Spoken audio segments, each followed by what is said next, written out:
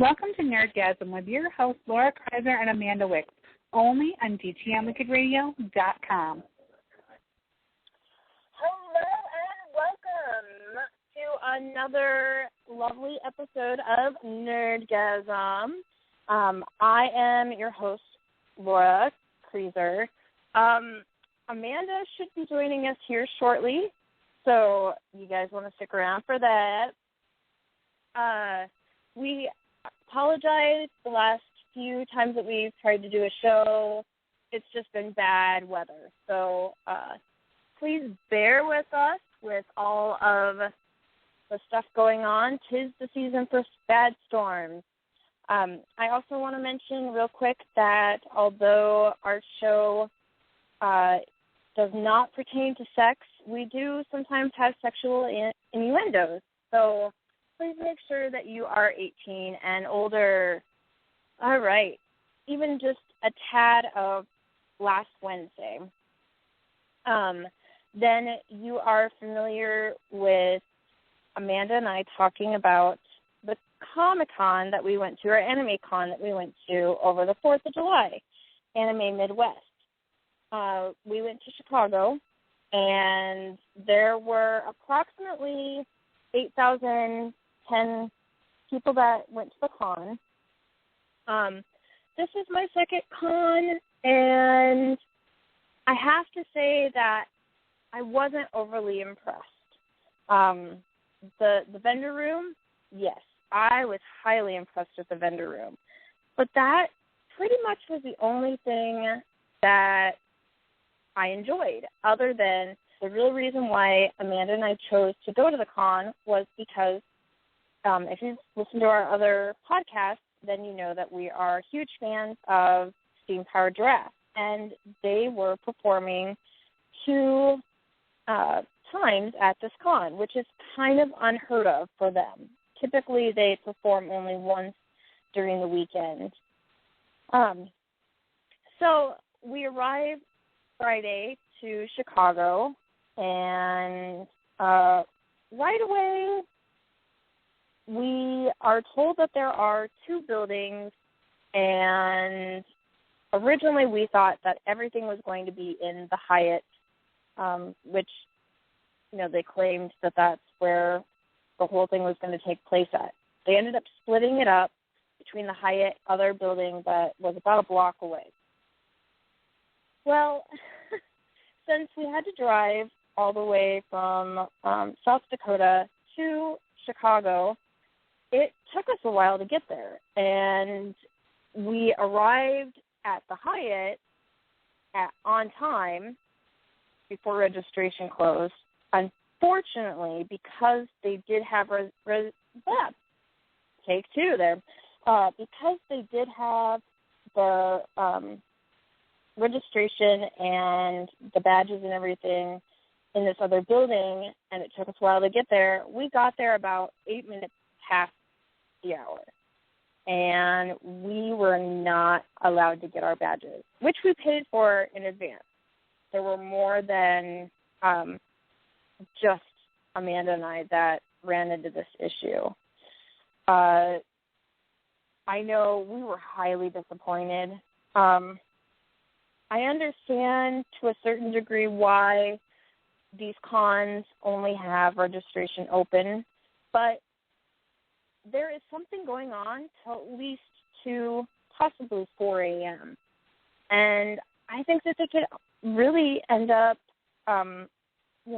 making a lot of money by just staying open if they can find at least 1 or 2 people to man the registration counter. So we got there bright and early on Saturday, got our registration taken care of and our badges. And because of the large amount of people that were at this particular con, we were in lines for hours.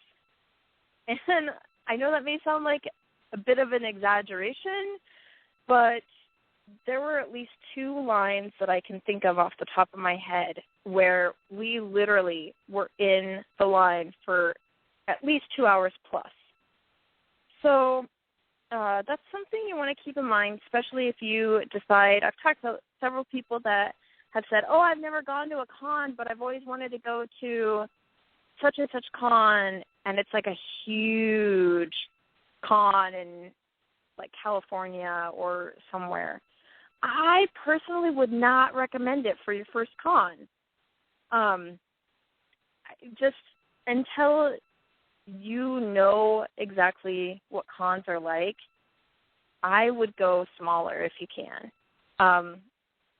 Because you are going to end up wasting a lot of time in lines for whatever panels you want to go to. And for our listeners who are not familiar with cons and have never been, panels are basically just little things that you can go to, and they have discussions about a certain topic. Like Amanda and I got to go to this one that was called Whose Line Is It Anime? And it was really funny because it was exactly like the TV show Whose Line Is It Anyway, except the fact that the characters, the people that were playing on stage were characters from anime shows. And then they would have the audience yell out, okay, so like one of them was, there's a horde of zombies that are coming, and it is, Daryl from the TV show with the zombies. I can't think off the top of my head. If Amanda was here, she would yell at me. And then they had a couple other characters from that show, and then they had the other two people, they got to be My Little Ponies. And if we have any Brony fans out there, you know that most of the My Little Ponies are pretty optimistic, and they're excited, and they like to they trust things a little too much, I guess I should say. So it was funny because they played their parts quite well. Like at one point in time, one of the My Little Ponies went up to Daryl and grabbed the gun and said, "Ooh, what is this? Does it shoot confetti?" And it was hilarious. Got a couple of videos of that. I will attempt to try to post on our Facebook page. You can find us under facebook.com/Nerdgasm Radio. But anyways, yeah. Amanda and I, we wore our steampunk costumes the second day, and the third day we wore, of course, our classic Family Guy Consuela, which is Amanda, and Meg, which is who I play. And then halfway through the day, because I got tired of people saying, "Shut up, Meg," I actually went and changed, and I went as a generic anime girl. But if I'm honestly going to compare this Anime Midwest, which is the one we went to Chicago in, and then Anime Minneapolis, the one that we went to in Minnesota, I hate to say it, but I really enjoyed the Anime Minneapolis one. There wasn't the crowds of people, which I'm extremely thrilled with. Everything was in the same building. You walked in and registration was right there. You didn't have to search for it. You didn't have to look for it. There were more than enough people working at Anime Minneapolis that were willing to help you. And I guess I just didn't feel that way at Anime Midwest. Not that Anime Midwest was bad. It really wasn't. We had a lot of enjoyable things that we got to do. We got to go to some pretty cool panels. Like I said, the Whose Line Is It Anime, that was hilarious. I never have gone to anything like that before. We also at least at Anime Midwest, they did panels. So I was pretty excited about that because for Anime Minneapolis, it seemed like all of the 18-plus panels were the first night. And, of course, it was during the time that Steam Power Giraffe was on the stage or another band was on the stage. So most of the people that would want to go to the 18-plus, they were already busy going to these bands. So they did split that up, and I loved that. So, yeah, I got to actually experience the hentai panel, and Amanda totally knew what to expect. I, on the other hand, I had a feeling that I knew what I was supposed to expect. Yeah, the first hentai panel we went to dealt with rape. And to me, rape's not really that funny. So I kind of was a little bit thrown off by that panel. The second one we went to was just like a generic hentai panel, and we got to see the first hentai video that was released in the U.S., and it was ridiculous. I mean, just so silly. I can't believe that they actually made this video. If you can Google it, and you are of age to watch something like that, I would recommend it just for a good laugh, not anything else.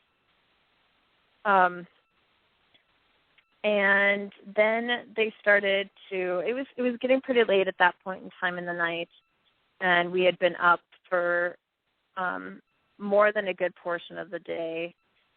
And then they started showing videos from other famous hentai, like the Bible Black is one of them. That's the only one off the top of my head that I can remember them talking about. And at first, I know hentai's bizarre and out there. I get it. All right. And they're cartoons, so they can be bizarre and out there. However, when they start involving food and there's this weird food fetish sexual thing going on, not in the normal sense that most people think about, we kind of were not really grossed out by it, but we were kind of like, really? Oh my God, this is horrible. It's just horrible. And it was about that time when we kind of decided, okay, I think I've seen enough for the night. Let's leave. I think it was like 2 or 3 o'clock in the morning. So, we had been there quite a long time.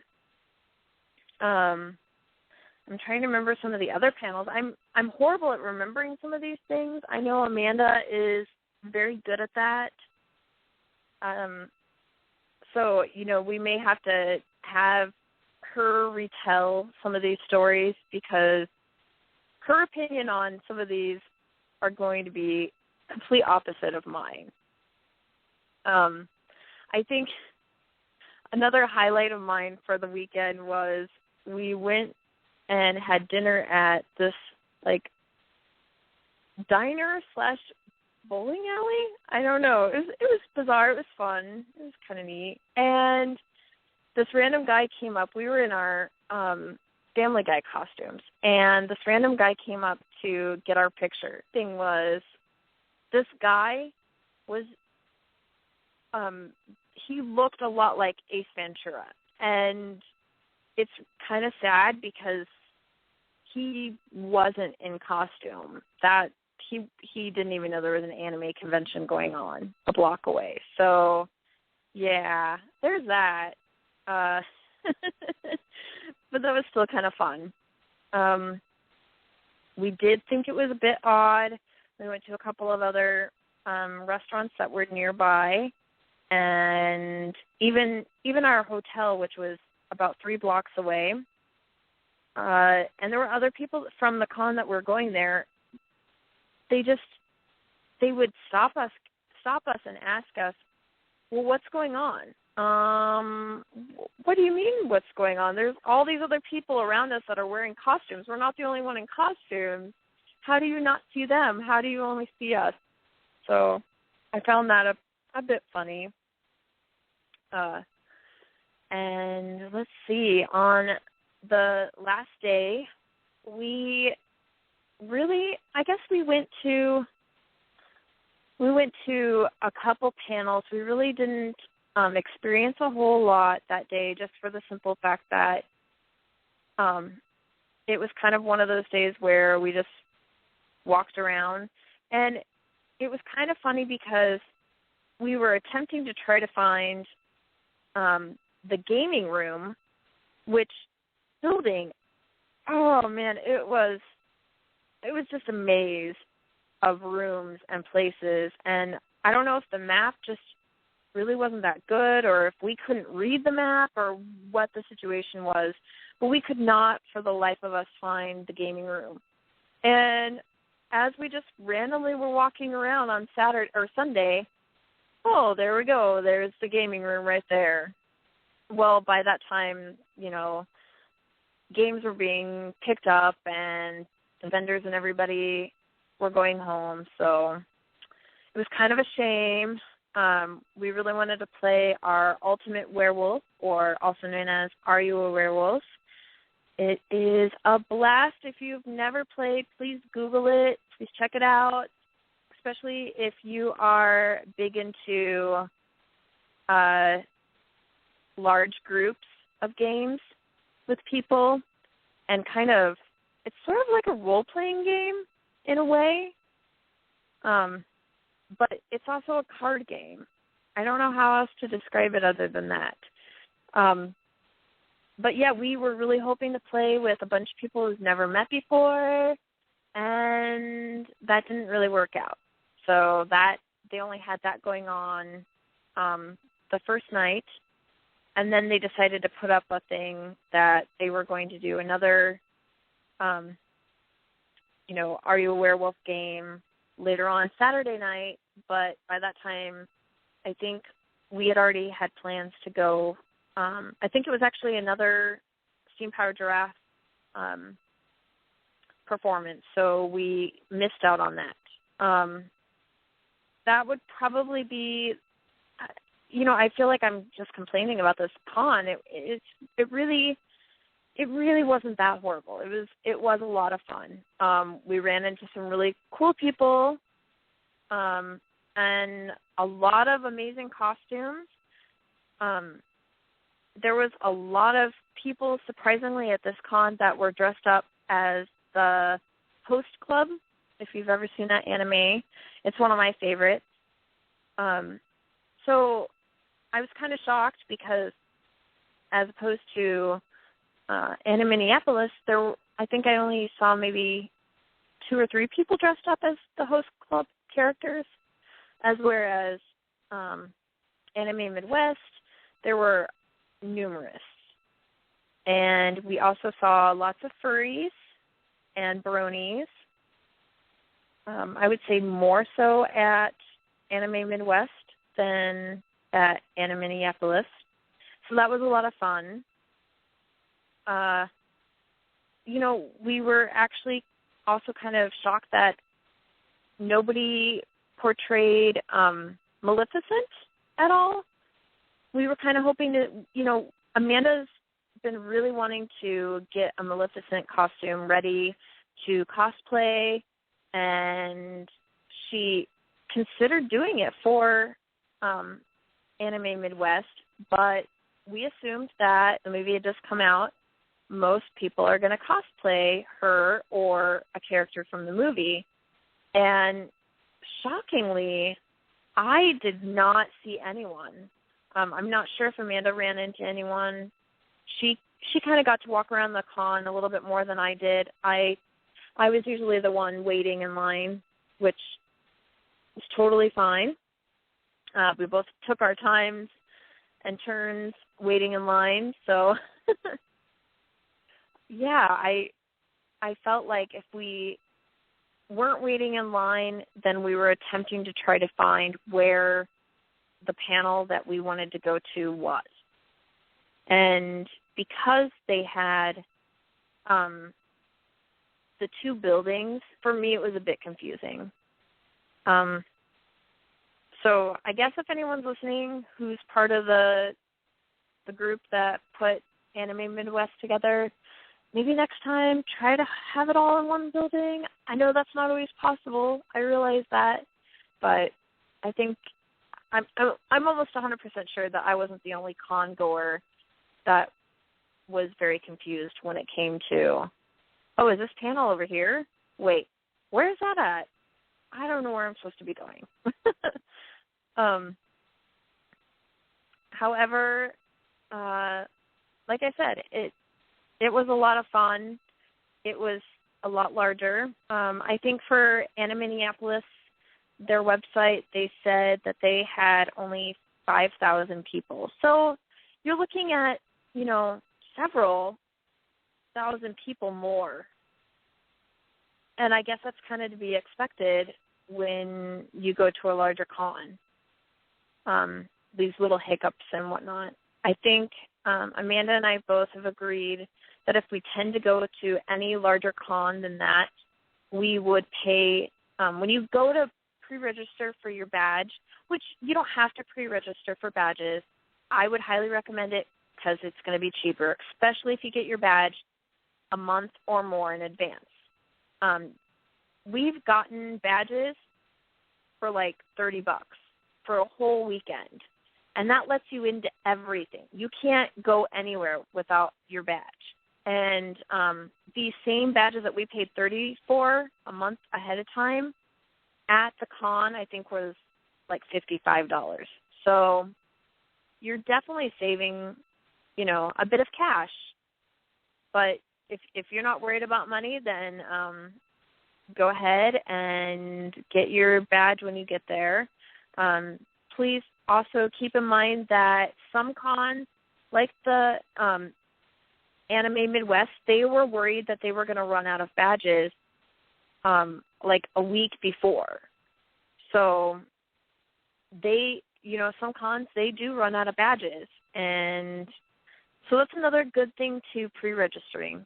But, yeah, there are also badges that they consider platinum badges, and they are considerably more. For larger cons, it's almost worth it because then you are one of, only of 100 people that can get into these panels before everyone else or in to see these shows before everyone else. So there's pluses to that side too. Yeah, I don't know. It was definitely an experience that I don't regret at all. It was a lot of fun. Like I said, there were a bit hiccups here and there, but overall it was a good time. We got a lot of photos, and there were some amazing costumes there. There were lots of people that were dressed up as characters that I, in a million years, would never know who they are. But that's the beauty of a con, is that you see everything. And I know that if you've listened to our show before, you've heard us talk about costumes and cosplay, and you can pick a typical character and totally do something completely different with it. Like, there for a while I was going to take a Disney princess and completely steampunk her. I would make sure to have the key elements that you knew I was a particular Disney princess, but I would also add in a lot of key elements from the steampunk side. And then you also have people, I think I saw, I said I went as Meg this time also. I saw a gentleman that went as Meg, and it was the best costume ever. he looked amazing. He had like a scruffy beard still on, and so you could clearly tell that he was a guy, but he was going as Meg, and you knew he was going as Meg. And so, honestly, if you're going to go to a con, I would recommend dressing up because you can find lots of characters out there that wear normal clothes if you don't want to make any costume. And it doesn't have to be your sex. If you're a guy, check and see if there is, I would really love to see a guy go as Lois Griffin. I think that would be hilarious. And then if you could find a girl to go as Peter. Hilarious, right? So, yeah, don't be shy to shake things up. That's what makes an awesome costume. Well, I am not sure where Amanda is at, and I don't know how much more I can really talk about the con. On a scale of 1 to 5, 5 being yes, people should definitely go. If it is your first con, I would say I would highly recommend going to something smaller. Maybe not so small where there's only, 1,000 people that show up, but something like Anna Minneapolis where there's about 5,000, 4,000 people. Get your feet wet in it. I felt like I got to talk to more people at Anna Minneapolis than I did at Anime Midwest. But I guess as far as, like, the con as a whole, after I've already been to a con, I would rate it about a 6. It wasn't amazing, but it definitely had a lot of key elements to a con that I enjoy. A larger vendor room. And they do have their little anime, maid cafe, which I unfortunately didn't get to go see, but, that's what makes it special. They have these little elements that some of these smaller cons don't have. So if you live in the Midwest and are considering going to a con, Google Midwest anime cons or Comic-Cons. There are several that are going on all the time. I believe the following weekend after the July, there was actually one that was going on in Omaha, Nebraska.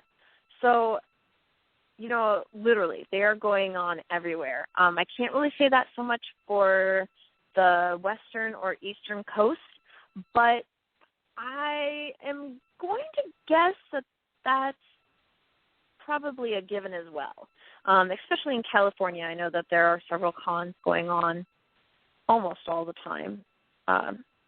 If you live in another country, Google it.